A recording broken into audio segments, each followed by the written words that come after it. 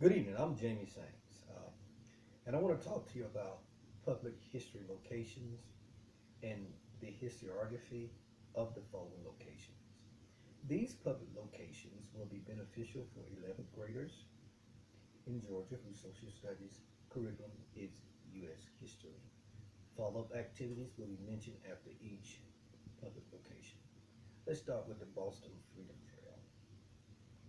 You will recall that the location for the Boston Freedom Trail is located in Boston, Massachusetts.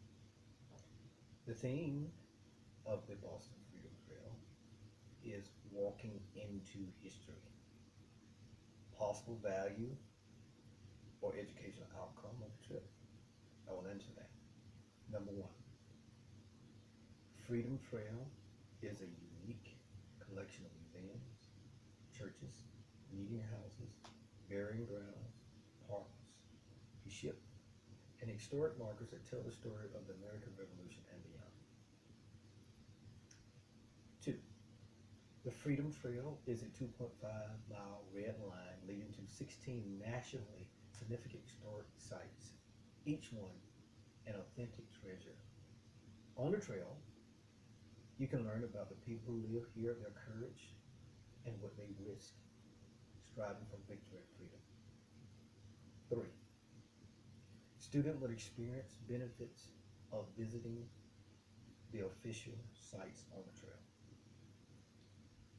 A, Boston Common Central Burying Ground. B, Massachusetts State House Black Heritage Trail. C, Park Street Church. And then we have D, Granary Burying Ground. E, King's Chapel. F, King's Chapel Burying Ground. G, Benjamin Franklin statue in Boston Latin School.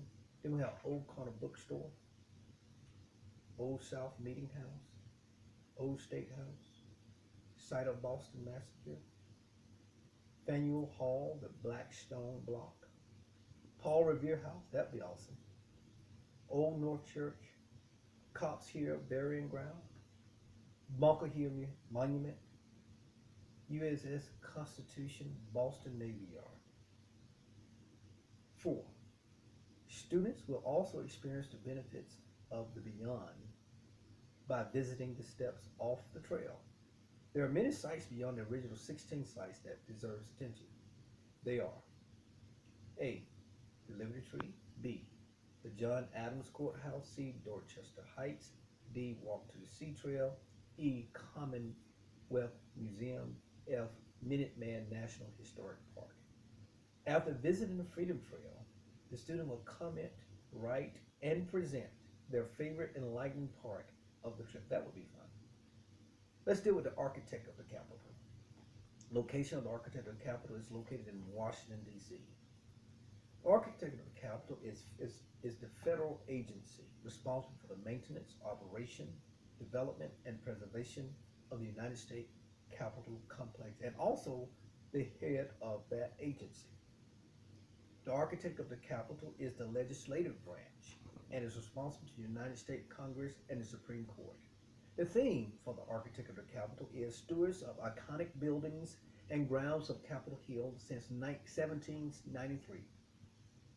Possible value education outcome of the field trip? I will answer that.